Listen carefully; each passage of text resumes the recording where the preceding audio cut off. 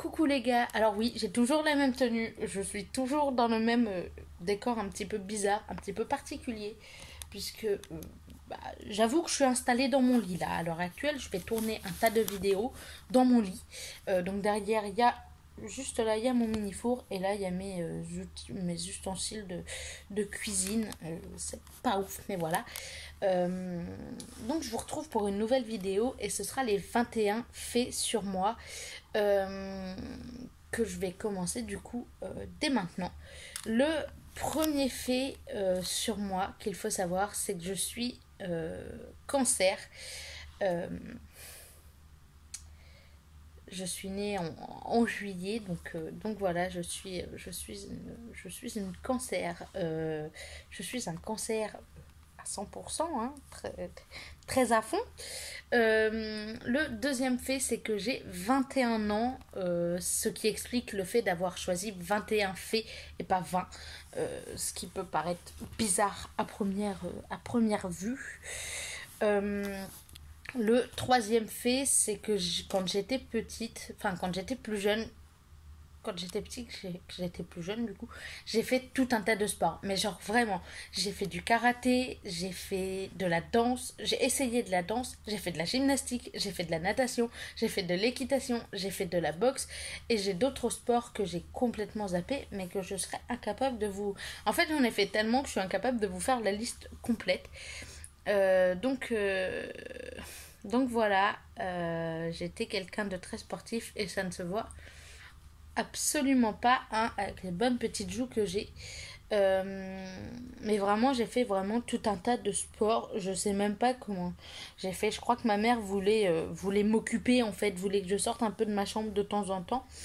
Et elle savait que si elle ne m'inscrivait pas à une activité, je ne le ferais jamais. Le quatrième fait à savoir sur moi, c'est que j'ai un clavier, donc de piano. Mais je ne sais pas jouer de piano. J'essaye d'en apprendre moi-même. Donc j'apprends une musique de temps en temps. Ce qui n'est pas simple, on va pas se le cacher, hein, sachant qu'en plus j'habite dans 19 mètres carrés à l'heure actuelle. Donc mon piano il est chez mes parents, enfin mon clavier il est chez mes parents. Donc je n'en fais plus actuellement. Le cinquième fait, c'est que je suis fan de foot et de Formule 1. C'est si j'en parle, c'est que c'est vraiment des choses importantes dans ma vie. Le foot et la Formule 1 sont des trucs genre giga importants. Pour tout vous dire, j'ai un t-shirt, deux t-shirts de foot. J'en avais un troisième, mais c'était une réplique en fait, donc il s'est abîmé très vite.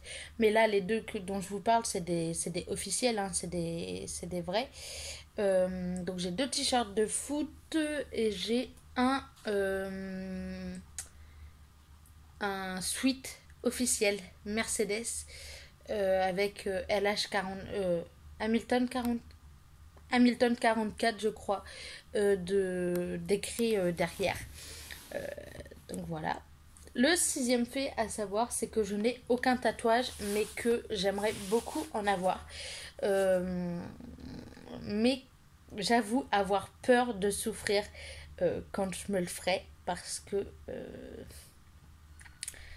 je suis quelqu'un de très chochotte. J'ai mal très facilement, on va pas se le cacher. Le septième fait à savoir sur moi, c'est que je suis un grand lecteur. Mais alors, quand je vous dis un grand lecteur, c'est vraiment, je peux vous, enfin, je peux passer, vous m'enfermez une semaine avec une bibliothèque, il n'y a pas de souci. Je vais faire que ça, je vais faire que lire, lire, lire. La preuve, c'est que j'ai un livre juste là et je dois en avoir de planqué derrière mon oreiller également. C'est mes lectures en cours. Ah oui, je suis tellement grand lecteur que je commence 15 livres en même temps. J'arrive à les finir au bout d'un moment, mais j'ai vraiment un gros problème avec la lecture. C'est-à-dire que j'ai un budget livre dans une année qui fait plutôt peur, on va pas se le cacher. Le huitième fait à savoir sur moi, c'est que, merci à la lecture, et pas au film, même si je suis fan d'Harry Potter. Mais alors je suis Potterhead, mais alors de chez Potterhead. J'ai une boutique Harry Potter en plus proche de chez moi, c'est-à-dire qu'en 10 minutes à pied j'y suis. C'est une catastrophe. Vous me laissez là-dedans avec mon compte, avec ma carte bancaire, c'est foutu, c'est fini. Vraiment, vous ne retrouverez pas la carte bancaire vivante. Euh, J'arrive à me raisonner en général, mais il y a des fois où je craque, j'avoue. Donc j'ai actuellement l'album Panini Harry Potter Bienvenue à Poudlard, je crois que c'est. Euh, je suis capable de vous acheter, il reste 4 boîtes dans le rayon, je vais acheter les 4 boîtes, juste pour être sûr que personne ne les ait derrière. Je suis une catastrophe pour ça. Euh, donc, euh, donc voilà, le neuvième pardon, truc à savoir, c'est que je n'aurai jamais, mais alors quand je dis jamais, c'est jamais, je n'aurai jamais de piercing. Ça, c'est une chose qui est sûre. Euh, Pas parce que j'aime pas les piercings, je trouve ça très joli sur les autres, mais sur moi-même, nope, absolument pas, vraiment pas, genre jamais de la vie. Le dixième fait à savoir sur moi, c'est que j'ai fait deux fois la première année de droit avant d'essayer les lettres. Ce qui n'aura pas été plus encourageant puisque de toute façon, comme je vous l'ai dit dans la vidéo excuse, je crois que c'était dans la vidéo excuse, euh, c'est terminé, je vais arrêter mes études. Donc à l'heure où je vous parle, l'heure là à laquelle je tourne la vidéo, nous sommes le 4 janvier, il est 20h35, je suis encore étudiant. Mais par contre, qu'on se le dise très clairement, peut-être que l'heure à laquelle vous voyez cette vidéo, je ne suis plus étudiant. On va pas se le cacher. 11e fait à savoir sur moi, je suis quelqu'un de très gourmand. Mais alors quand je vous dis gourmand, c'est gourmand. J'ai un placard plein, plein de conneries. Vraiment, le truc. Enfin, les fruits, les légumes, tout ça, j'ai beaucoup de mal à en manger. Je mange très mal de toute façon. Je mange très peu équilibré. On va pas se le cacher. Hein. On va pas épiloguer. Mais je mange très peu équilibré. Je mange très mal en fait. Ce qui explique probablement pourquoi. euh, hein, voilà. Le double menton, tout ça. Hein, on connaît. On est habitué maintenant. Mais du coup, voilà, je suis quelqu'un de très gourmand et j'ai beaucoup de mal à me raisonner, même si j'y arrive un peu mieux maintenant. Et on dirait pas pourtant. Mais voilà, du coup, voilà, c'est un peu compliqué, mais je suis quelqu'un de très gourmand et je sais que pour ma santé, c'est très mauvais. 12e fait à savoir sur moi, c'est qu'en parallèle de mes études, depuis octobre 2019, je travaille en contrat étudiant, donc uniquement le samedi, 7 heures par semaine. Je travaille à Lidl. Enfin, je travaillais, je ne sais pas. À l'heure à laquelle vous voyez cette vidéo, je ne sais pas si je travaille encore à Lidl. Peut-être pas, vous le verrez dans un vlog prochainement.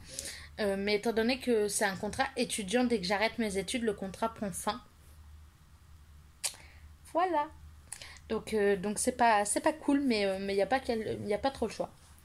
13e fait à savoir sur moi, c'est que je suis quelqu'un de très flemmard. Vraiment, je peux passer ma journée dans mon lit étalée à regarder des séries et des films. Mais d'un autre côté, j'ai jamais été au chômage. Enfin, j'ai jamais été sans activité. Soit j'étais étudiant, soit je bossais. C'est-à-dire que l'été de mes 18 ans, j'ai commencé le 2 juillet, le 3 juillet, le 2 juillet c'est un dimanche, donc déjà c'est pas possible. Le 3 juillet, j'ai commencé à bosser en tant que vacataire dans dans un centre des finances publiques. J'avoue avoir été un petit peu, comment dire, pistonné, vu que je connais quelqu'un qui y bosse. Voilà. Mais dès que. Donc c'était pour un mois et en août, j'ai commencé. Enfin, je me suis. Enfin, mi-juillet, je me suis inscrite. Début août. mi-juillet, début août, je me suis inscrite dans une,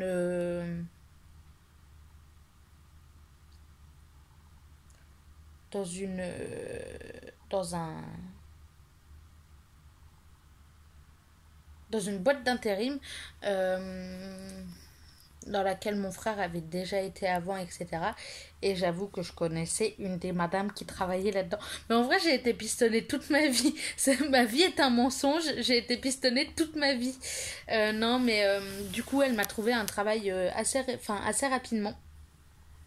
Des petits travaux dans les boîtes du coin, je vous en parlerai dans une autre vidéo si ça vous intéresse. Après ça, pendant les vacances scolaires, je travaillais également. Donc en fait, je suis flemmard, mais pas vraiment. Pendant les vacances scolaires, je travaillais. Il y a des fois, il y a des vendredis après-midi, elle m'appelait, elle me disait oui, est-ce que tu es disponible ce soir, machin. Je disais oui. Je travaillais de nuit, un délire. Je vous en parlerai probablement dans une prochaine vidéo. Mais du coup, ouais, j'ai jamais vraiment arrêté en fait. J'étais étudiante et d'un autre côté, quand j'ai arrêté avec ma boîte d'intérim, j'aurais pu continuer. Mais j'ai arrêté de faire appel à la boîte d'intérim parce que je leur donnais mes disponibilités à chaque fois. J'ai arrêté parce que j'ai commencé un job étudiant euh, donc à Lidl. Je vous en parlerai probablement dans une autre vidéo. Mais du coup, ouais, j'ai jamais vraiment arrêté. Je suis quelqu'un de très flemmard. On peut me laisser enfin, je peux rester dans mon lit toute la journée, mais d'un autre côté, si on me dit, bah écoute, tu dois aller bosser, je vais y aller. Il n'y a pas de souci. Le 14e fait à savoir sur moi, c'est que mes parents sont séparés.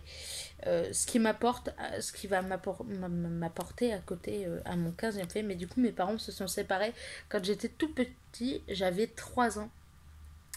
15e fait, j'ai des relations très tendues avec mon père. Que j'ai du mal d'ailleurs à considérer comme mon père, puisque il a jamais vraiment été là pour moi. C'est ma mère qui avait l'autorité parentale exclusive jusqu'à mes 18 ans, de mes 9 ans, de mes 9 ans, 9-10 ans, enfin, entre 8 et 10 ans à mes 18 ans, c'est elle qui avait l'autorité parentale exclusive, puisque mon père ne s'est pas pointé au tribunal. Allez comprendre pourquoi. 16e fait, ma mère et mon père ont chacun refait leur vie. J'ai eu une série de belles-mères avec mon père, mais du côté de ma mère, j'ai tout de suite eu un cadre très, très droit, très, avec des limites bien précises. Et elle s'est remariée avec mon beau-père, du coup, qui m'a élevée depuis que j'ai 3 ans. J'en ai 21 et demi, donc ça fait quand même 18 ans et demi qu'il m'éduque, qu'il joue le rôle de père. Donc je suis beaucoup plus proche de mon beau-père que de mon père. Et je considère beaucoup plus mon beau-père comme mon père que celui qui est censé avoir son rôle.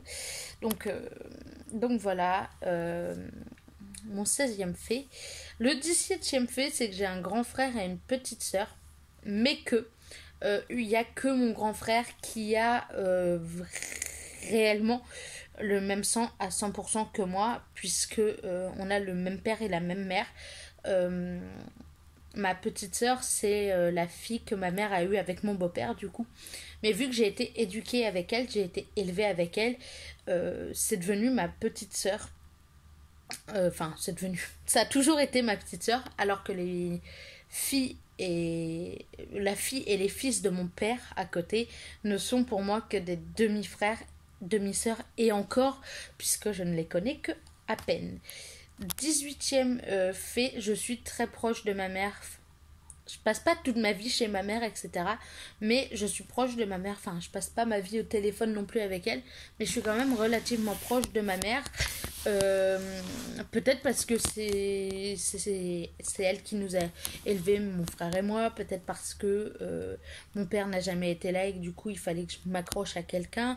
Je sais pas, mais je suis quand même relativement proche de ma mère. Euh, ce qui m'amène au 19e fait. Quand j'ai des quand j'ai commencé ma transition, j'ai demandé à ma petite sœur et à ma mère, ma petite sœur elle a 15 ans, hein, vous emballez pas, à ma petite sœur, presque 15 ans, à ma petite sœur et à ma mère de choisir mon deuxième et mon troisième prénom, donc mon deuxième par ma mère et mon troisième par ma sœur. Ma sœur avait du mal, elle avait pas d'idée, donc je lui ai soumis une liste de noms et je l'ai laissé choisir.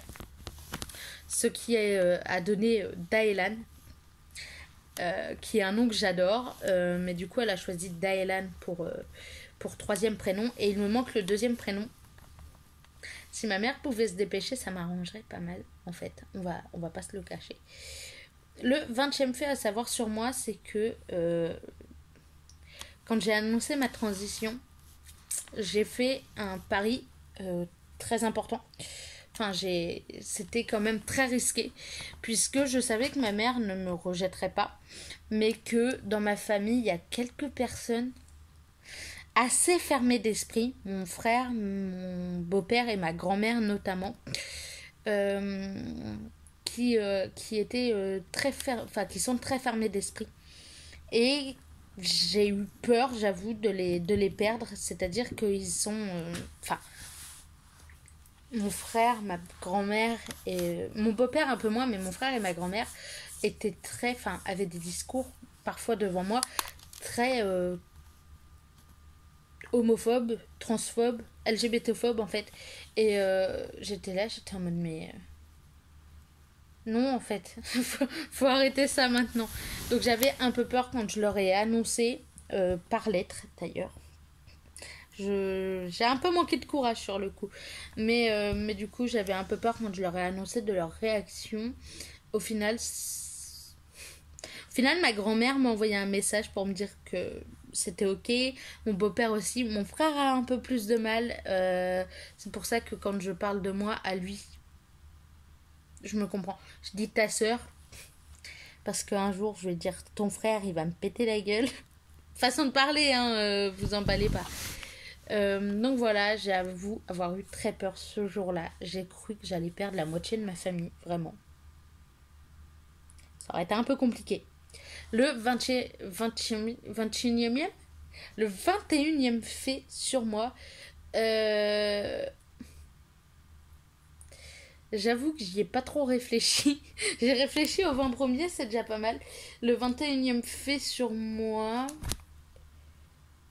c'est que j'ai fait mon coming out du coup par lettre, mais uniquement mon coming out transgenre, c'est-à-dire que mon coming out bisexuel, personne ne le sait encore, à part mon beau-père et ma mère avec qui j'en ai parlé une fois, parce que mon beau-père et ma mère m'ont posé des questions, etc. Bah, par rapport, enfin, c'était après ma transition. Donc eux, mon coming out bisexuel, je l'ai fait de vive voix. Mon frère et ma belle-sœur, enfin le reste de ma famille ne sait pas que je suis bi.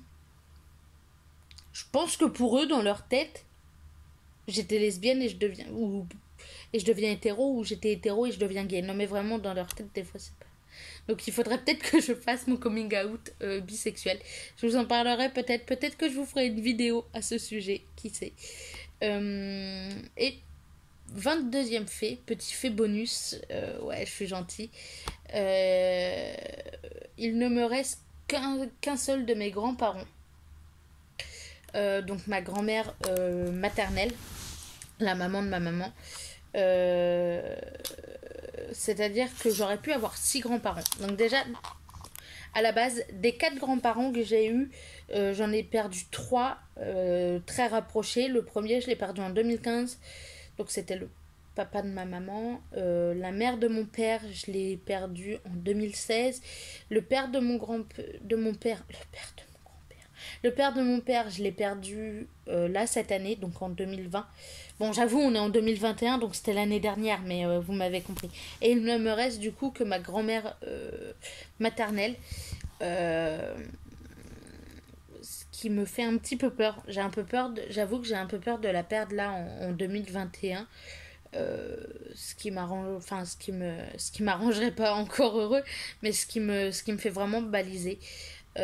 Surtout que je suis quelqu'un qui a très peur de la mort, je vous en parlerai peut-être, mais j'ai très peur de la mort, de ce qui peut se passer derrière, etc. Vraiment, enfin après, etc. Vraiment, je suis une chochotte, je vous l'avais dit. Je suis une personne qui a très peur de tout, en fait. Et du coup, voilà, j'ai plus un seul de mes grands-parents. Et du côté de mon beau-père, même si bah, c'était pas vraiment mes grands-parents, mais la famille de mon beau-père me considère comme de leur famille, alors bon, un peu quand même. J'ai pas connu le père de mon beau-père parce que il est mort quand mon beau-père était ado, je crois. Donc déjà, ça partait mal. Et sa maman est morte il y a quelques années, 2013, 2014, un truc comme ça, entre 2012 et 2014. Mais du coup, ouais, j'ai plus qu'un grand-parent, quoi. Ça craint un peu, c'est un peu craignos. Je sais pas assez. Surtout qu'ils étaient quand même. Enfin, mon grand-père paternel, un peu moins, mais mon grand-père maternel était quand même très jeune. Et il est mort d'une connerie. Ah bon, bref. Voilà, je vous en parlerai peut-être dans une autre vidéo. Peut-être une story time, qui sait. Non, parce que c'est une story time c'est une story time à elle toute seule, cette histoire, vraiment, je vous assure. Donc voilà les 21 facts sur moi, même si c'est plus 22 du coup, vu que j'en ai rajouté un bonus, voire même 23, puisque je vous ai avoué avoir peur de la mort dans le 22e fait. Enfin, bref, peu importe, c'est moi qui décide, c'est ma chaîne, c'est moi qui décide le nombre de faits dont je vous parle. Voilà. Euh, donc voilà, je vous fais des gros bisous et je vous dis à très bientôt. N'hésitez pas à lâcher un pouce bleu et un commentaire en dessous de la vidéo. Abonnez-vous si ce n'est pas déjà fait. Activez la petite cloche, sinon vous allez louper tout un tas de d'informations. On va pas se le cacher non plus. Donc voilà, je vous fais des gros bisous et je vous dis à très bientôt. Bye.